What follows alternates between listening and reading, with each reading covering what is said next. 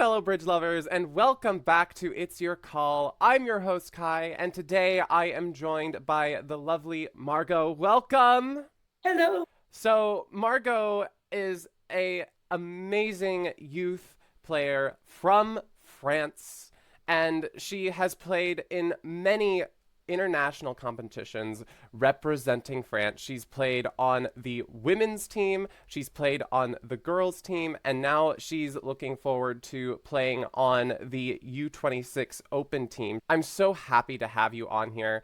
Margaux has been working on her own YouTube channel recently. She's working on spreading her wings into creating more bridge content, particularly for French speakers. And she is a prominent figure on Team Funbridge. She was one of the people who got me into working on videos for Funbridge. And you also represent, there's this team that Funbridge puts together to send to competitions. So you're also an ambassador for them, and you represented Team Funbridge. I strive to be going to these international competitions. So what was your journey like to get to this international level, both through getting onto the French team and Team Funbridge? So I started 7 years ago with my mom. She began to play bridge and she needed a partner, so she chose me. And after I was like, the girls' team called my mom to ask me to play with them. And I was really happy. It was huge because I met so many young people and it was really fun to play with them. And now they are my best friends and I met my boyfriend, Luke. So it was really cool. I'm really glad that she made me play bridge.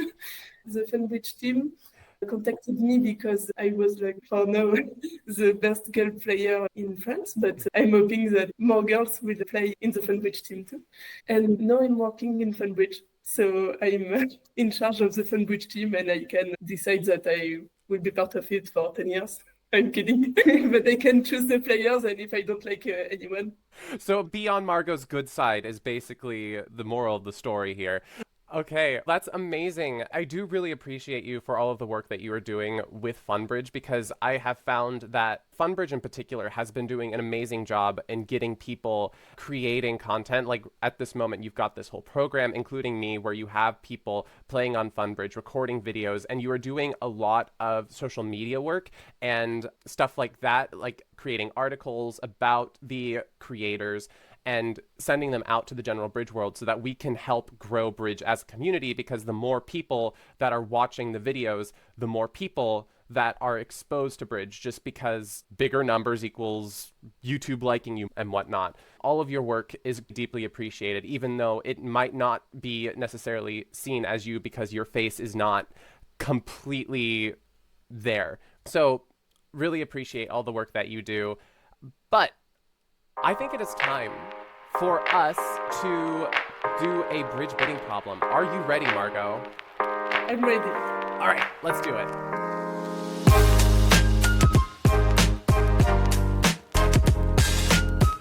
Okay, so this is your hand. You are vulnerable, the opponents are not, and you are just practicing with your partner, if that context matters to you at all. To me, it means that I can do crazy things just because this is practice. This is where we try things, right? So, starting out with some context, your partner starts with a one club opening, and this goes to you. In your system, this guarantees 3 clubs. It's your call. I will say one heart. With my partner Romaric, I play with transfers on one club, but with my main partner, I play natural standard. Gotcha. So we're starting out with one heart. If you can find anyone here who would not bid one heart in a natural system, I would be very impressed. So very easy start for us. Your partner rebids 2 clubs. And now you start to see a little bit more of a problem, but it's your call. I think I'm gonna do like a third forcing. Okay. Because in the French standard, 3 hearts is like invitation. Right. So I will do that. Yeah. The forcing bid for you, for me, the forcing bid is two diamonds. Is that what you would Yes. do as well? Gotcha. Tell us, if you can, tell us a little bit more about two diamonds here, because I only learned this treatment probably about a year ago, where two diamonds, most of the time, what I would think is if I'm bidding two diamonds here, I'm showing something around five hearts and four diamonds, and it isn't necessarily forcing. So, what's the point of two diamonds? In France, it's like a really a short forcing that doesn't show like a stopper in diamond. We can have a stopper in spade and no in diamond Okay. because with five hearts we think that it's really annoying to say two spades and here three hearts. So we prefer to say two diamonds all the time. All the time when we have five or more hearts. Okay.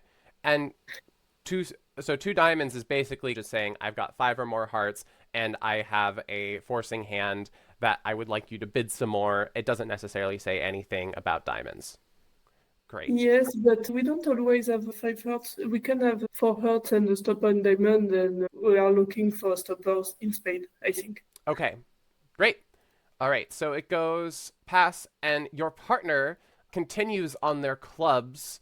For some reason, don't you just love it when partner rebids their suit three times? It comes back around to you, and now it's time for you to make another call. What do you do? I think I'm gonna repeat my hearts too to show six hearts too strong to say three hearts on two clubs. Gotcha. So this is basically saying I've done a forcing bid for you, and now I am coming back and I am showing you that I have six hearts, not just five or four. And when it goes back around to your partner, they bid three spades. And this is the moment when I got stuck. I'm like, I don't know what to do anymore. I would like to hear your thought process on what you would bid here. I think I'm gonna say no Trump because for me, if he didn't say three clubs on one heart, he's not really strong when he repeats after the clubs. So I think he has six or seven clubs, but in a weak game. Okay. And with a stopper and spade, I think. Gotcha. Right. So you're seeing like partner has some sort of stopper in spades and that they don't have heart support for you and they've got a bunch of clubs and you used this inference which for some reason my brain missed that partner bid two clubs originally showing somewhere right around 12 to 15 high carb points whereas they would bid three clubs with 16 or more high carb points or 16 to 18 high carb points. And they can't have that good of a hand. And like, even if your partner has an extraordinary 15 count, we still aren't necessarily interested in going beyond three no trump. Because if we bid something beyond three no trump, firstly, clearly we're in a misfit. And secondly, you're probably not going to be able to stop in four no trump or five no trump. If you're going to be ending up in no trump, it's going to be very difficult to stop below six no trump.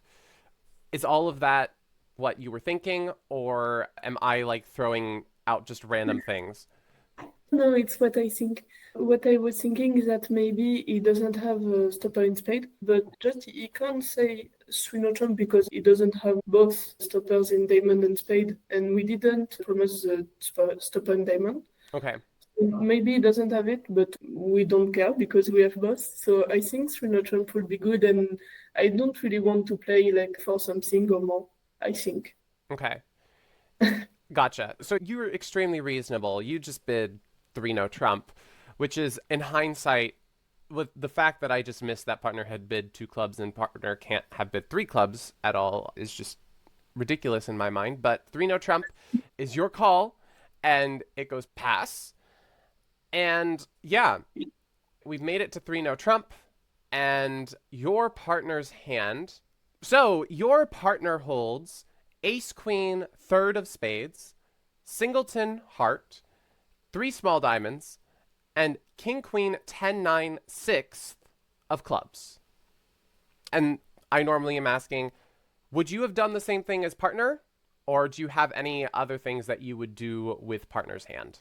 No, I think it's good because one club, two clubs, we can't say anything else, I think. And on two diamonds, two neutral will be both stoppers in spade and diamond Right. because two diamonds is really artificial. And so we have to say three clubs because two spades will be forcing, but more maximum of the two clubs. And here we are minimum. So I think I would have done exactly like him. Okay, great. The only other thing to consider possibly is the fact that partner only has 11 high card points and they might not have opened one club in the first place.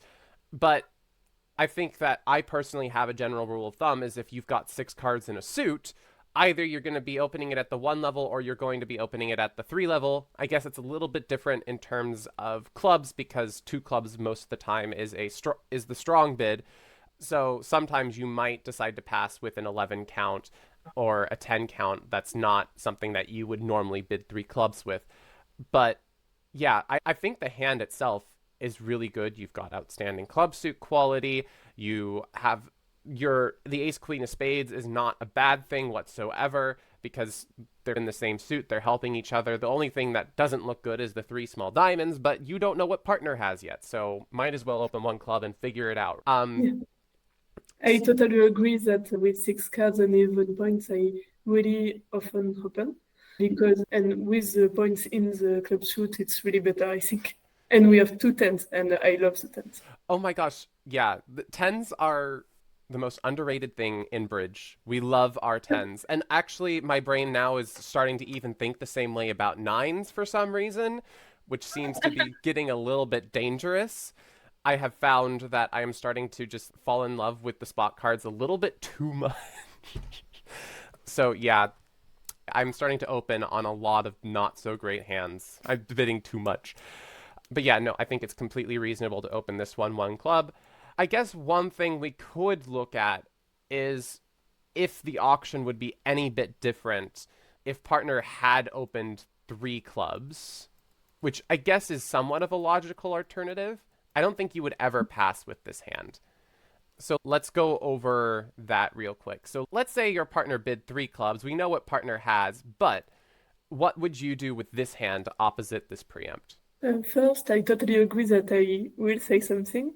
I think if it's green, we can discuss to pass, but I won't do it. But I think we can discuss if we like open with 4 points or something like that.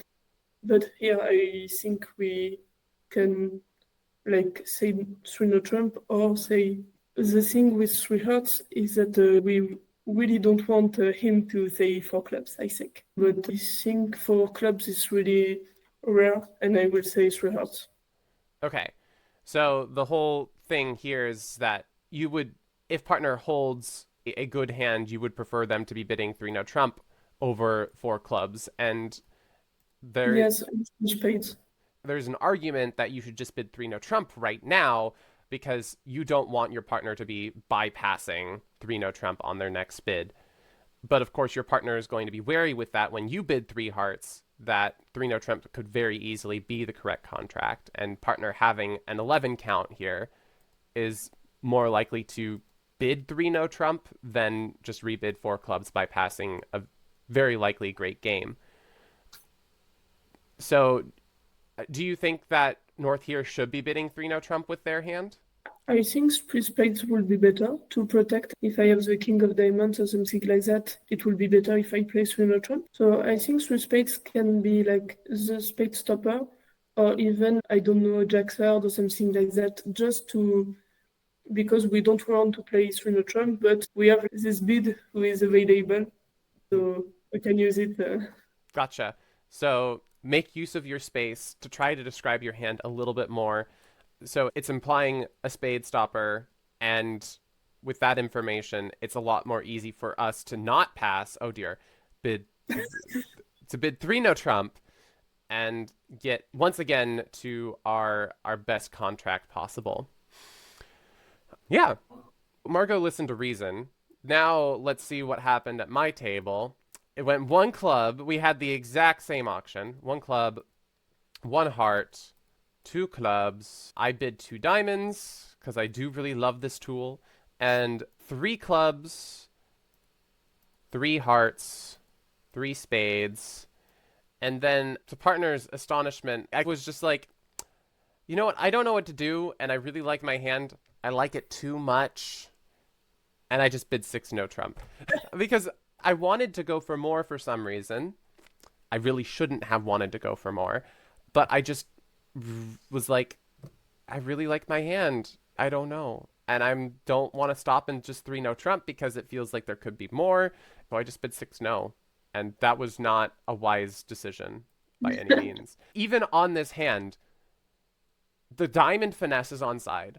The heart finesse is onside. Both finesses are onside. You still go down one because the club split is bad and the heart split is not 3-3. You need either the clubs to split 3-3 with the jack of clubs being onside or the heart finesse to be working and they split 3-3, which not good things to be in slam on, but yeah, it didn't work clearly. So I like your bid more. I should probably not be bidding six no trump.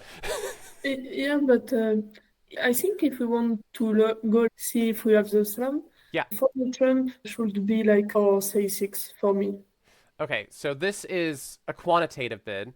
Instead of Yes. just throwing out six no trump, you can invite partner to say, hey, partner, if you've got a 15 count, you should go to six no trump. But partner, if you have an 11 count, you should probably just stay in four no trump. So yeah, that's definitely a lot wiser. This is something that I needed to discuss with my partner. Is four no trump quantitative here, or is this something else? Who knows? Key card for spades. So yeah, yeah, it makes sense that this would be a quantitative. Do you have a particular rule for what would make this be the invite bid versus something else that you have with your partners? I don't know if we have a rule. It's just that here we can like say two diamonds, then show our hearts, and then say four clubs, which should be natural for me. So if we have four clubs and like I don't know four diamonds to say I have my hearts, I don't care if you don't want them. For no trump should be invite for me natural Okay, because we have all the space for something else. gotcha. Okay, I think we have talked about this hand in its entirety. We do like to beat these hands to death in conversation on It's Your Call. I really appreciate you being here, Margaux. If you want to check out Margaux's YouTube channel, that will be in the description so that we can keep spreading Bridge together. The more people we have making videos, the more, as I said, the more likely Bridge is going to be exposed to the rest of the world. Super happy to have you here. Thank you again. Yes, super happy to. Thank you. I love that. And yeah. Oh, I need to ask the audience. Hey guys, what would you do on this hand? Do you agree with North's bidding? Are you someone who passes this? Are you a three clubs bidder? Do you open one club? With the South hand, do you have any other gadgets that help you show this hand? Also, are you a three no trump bidder in the end? Are you a four no trump bidder? Or are you crazy like me and bid six no trump? Let us know all of your thoughts in the comment section down below. I love reading everything you have to say because it helps my game get better and it will help other people's games get better when they see other people's opinions. If you did enjoy the video, don't forget to like and subscribe to the ACBL YouTube channel so that we can continue growing Bridge together. And yeah, don't forget to check out Margaux's channel and keep on bridging, everyone. Bye.